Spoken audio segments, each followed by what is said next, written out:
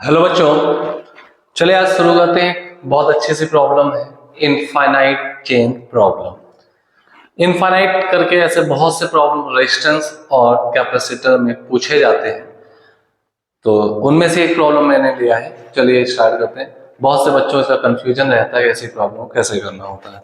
तो infinite ladder type एक होगी, उसमें किन्हीं दो पॉइंट्स के बीच, किन्हीं दो फिक्स पॉइंट के बीच आपको इक्विवेलेंट रेजिस्टेंस निकालना है। कुछ इस टाइप से कुछ डिफरेंट वैल्यूज होंगी, तो मैंने जनरल ले लिया है। अभी मैं कुछ न्यूमेरिकल डेटा के साथ इसको सॉल्व कराता हूँ। तो चलिए स्टार्ट करते हैं एक एग्जाम्पल के साथ।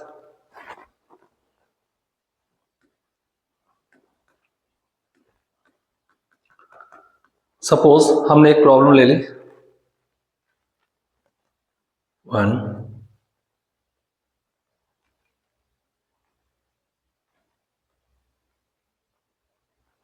ऐसे करके यहाँ पे ढेर सारे रेजिस्टर्स लगे होंगे।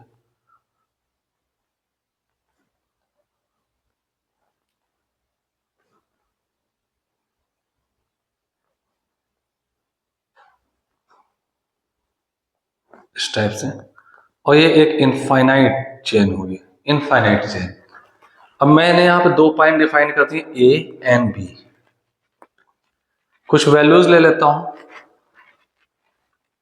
लेट अस सपोज यहाँ पे 4 8 4 8। इसमें आपके मन में आ सकता है कि सर मैं सिमेट्रिकल वैल्यू ले रहा हूं, तो डिफरेंट लेने पे टफ हो जाएगा, इजी तरीके से सॉल्व नहीं होगा। तो इनफाइनाइट चेन है, तो चेन सब आइडेंटिकल पार्ट होते हैं। तो जैसे मैंने कहा 4 8 का एक पार्ट, फिर अगला 4 8 का एक पार्ट, अगला एक 4 8 का एक पार्ट, ऐसे ही लगा होगा, तभी इसको चेन जैसा माना जाएगा, इनफाइनाइट गेट जैसा माना जाएगा। अगर आप सोचे 4 5 9 7 कुछ भी लगा दें तो सिमेट्री ही नहीं है, तो इसको सॉल्व नहीं किया जा सकता इतनी आसानी से। 4 8 ऐसे करके इनफाइनाइट 4 8 का पहला ये चेन है, दूसरा पार्ट है, तीसरा पार्ट है, ऐसे इनफाइनाइट पार्ट ऐड है ए और बी के बीच में। तो find equivalent resistance between A and B. It means R A B निकालना है आपको, आर ए बी कैलकुलेट करना है। ये हमारी प्रॉब्लम है, ठीक है। तो देखिए इस ऐसी प्रॉब्लम को कैसे एनालाइज करते हैं। आप गौर देखिए, ए और बी दो पॉइंट है, इसके बीच में 4 8, एक होरिजेंटल एक वर्टिकल, एक होरिजेंटल एक वर्टिकल, 4 8 की ऐसे इनफाइनाइट पार्ट लगे हुए हैं। तो हम ऐसे प्रॉब्लम का सॉल्यूशन करने के लिए कुछ पॉइंट्स मान लेते हैं। Let suppose let us RAB is R. It is our answer. A और B के बीच का जो इक्विवेलेंट रेजिस्टेंस वो R है। एग्जैक्टली A और B के बीच का इक्विवेलेंट हमने R नहीं माना है, मैंने क्या माना है कि R है, R की वैल्यू आएगी। मैंने मान लिया कि नहीं दो पॉइंट के बीच में अगर ऐसे इनफाइनाइट पार्ट लगे हुए हैं, चेन लगे हुए हैं, तो उसका इक्विवेलेंट RAB जो हम कह रहे हैं वो R है। ये हमारा आंसर होना चाहिए, बट R है क्या, वही हमें निकालना है। अब ध्यान से देखें अपने इस डायग्राम में, मैं कुछ दो पॉइंट्स यहां मेंशन करूंगा। आप एक पार्ट इसका छोड़ दीजिए और फिर इस पे बात करिए। ये दो पॉइंट सिलेक्ट कर लिया मैंने। आप इनको P एंड Q पॉइंट देखिए। इसके पहले एक पार्ट मैंने छोड़ दिया, इसके पहले भूल जाइए कि कुछ भी है, P Q को फ्री एंड्स मान लीजिए। अब आप बताएं P और Q के बीच कितने पार्ट लगे हुए हैं, 4 8 के। 4 8 के P और Q के बीच में कितने पार्ट लगे हुए हैं, 4 8 के। तो आप देखेंगे इनफाइनाइट पार्ट में से एक पार्ट हमने कम किया है, तो कितना लगा हुआ है, अभी भी इनफाइनाइट है। तो मैंने अभी माना कि R is the answer of infinite part. तो अगर मैं इसको छोड़ दूं, तो अगर मैंने अपना A और B के बीच में इनफाइनाइट पार्ट लगे थे, आंसर R माना था, तो P और Q के बीच में भी इनफाइनाइट पार्ट लगा, तो इसके बीच में एक अकेला रजिस्टर R लगाया जा सकता है, जो कि हमारा आंसर था। माइंड इट, यही मेन की पॉइंट है। ए और बी के बीच में सबका इक्विवेलेंट मैं आर ले सकता हूं, सबको हटा करके। तो पी और क्यू के बीच में सबको इनफाइनाइट पार्ट हटा के मैं एक अकेला रजिस्टर आर लगा सकता हूं, यस या नो, ठीक है। तो मैं यहां पे हमारा डायग्राम जो है मॉडिफाई हो जाएगा। This is 4 and this is 8। This is B A, ये एज इट इज है।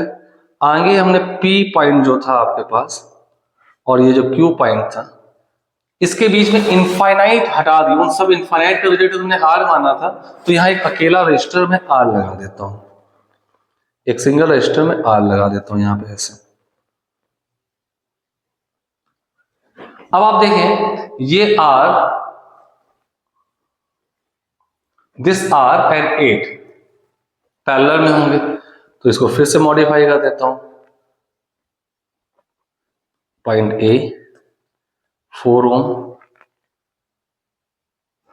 8 ओम, सॉरी 8 और आर को मैंने क्या कर लिया पैरेलल, तो दो पैरेलल होते हैं उनका रिजल्ट होता है R1 R2 upon R1 plus R2, तो इन दो को हटा के मैंने एक लगा दिया, पॉइंट बी है, और R1 R2 upon R1 plus R2, ये आपके पास हो जाएगा R1 R2 upon R1 plus R2, ये इनका इक्विवेलेंट हो गया। अब आप गौर देखिए, एक स्ट्रेट लाइन बना लें, तो ए और बी के बीच में डायरेक्टली कोई जंक्शन नहीं है, एक 4 लगाए और एक वो 8R अपॉन 8 प्लस R लगाए, दोनों सीरीज में हो तो आर ए बी आपके पास आ जाएगा, दोनों सीरीज में 4 plus 8R upon 8 plus R, ये आ जाएगा, ठीक है।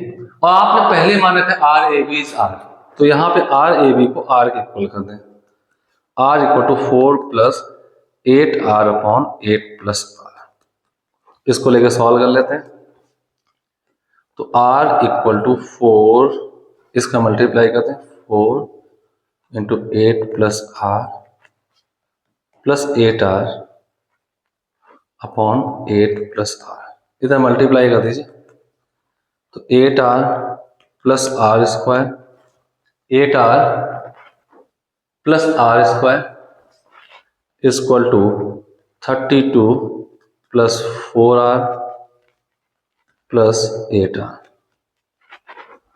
उधर ब्रैकेट ओपन कर दिया, 32 प्लस 4R प्लस 8R, ठीक है। तो ये 8R और 8R क्या हो जाएगा, cancel, R square minus 4R minus 32 equal to 0।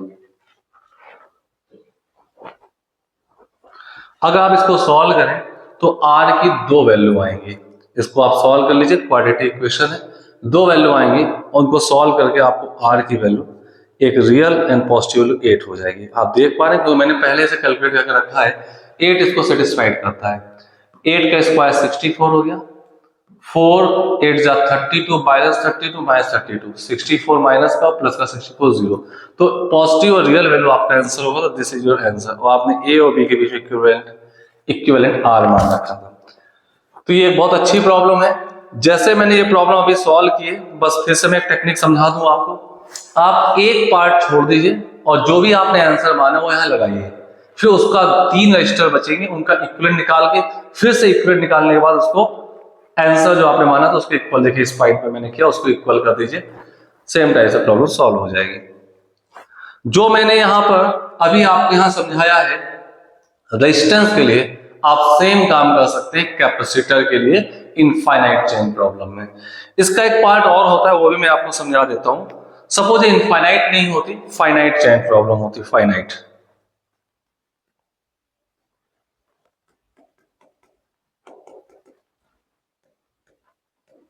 Finite chain problem. Finite chain problem तो देख कुछ ऐसा सिमेट्रिकली वैल्यू दी होती है कि वो देखते ही सॉल्व हो जाती है। तो देखिएगा, दो पॉइंट है ए एंड बी,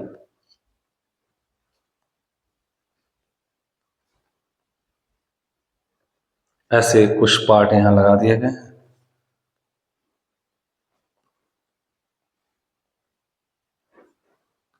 4 8 4 8 4 8,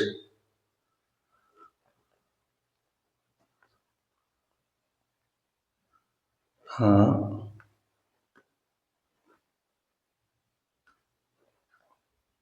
4 8, लास्ट में थोड़ा चेंज होता है, 4 4 कर दिया जाता है, लास्ट वाला पार्ट 4 4 होगा, बाकी ऐसे बना है, कुछ सिमेट्रिकली सेट करना होता है, ठीक है। तो अब जरा गौर देखें, ऐसे वाले प्रॉब्लम को जहां लास्ट एंड होता है, हमें यहाँ पे भी आर ए बी चाहिए, आर ए बी कैलकुलेट करना। तो ऐसी प्रॉब्लम को जहां पे लास्ट पे एंड हो रहा होता है वहां से शुरुआत करते हैं, ये आपका स्टार्टिंग पॉइंट होना चाहिए। हाईली सिमेट्रिक वैल्यूज दी होती है, आप टेंशन मत लीजिए। आपके मन में आ रहा होगा कि सारी वैल्यू डिफरेंट दे दें, तो भैया ये बहुत कैलकुलेटिव हो जाए, जैसे भी एक लूप बढ़ेगा कैलकुलेशन बहुत हो जाएगा।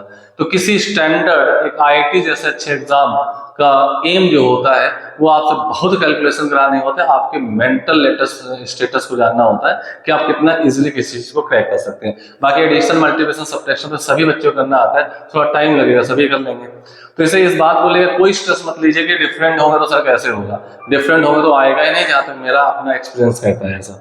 ठीक है, तो चलिए आगे बढ़ते हैं। तो ऐसे केस में लास्ट से देखें तो दोनों आपके पास सीरीज दिख रहे हैं। अब ये दोनों अगर आपके पास सीरीज दिख रहे हैं तो 4 और 4 को हटा करके सीरीज मैं यहाँ पे एक 8 पैरेलल लगा सकता हूं।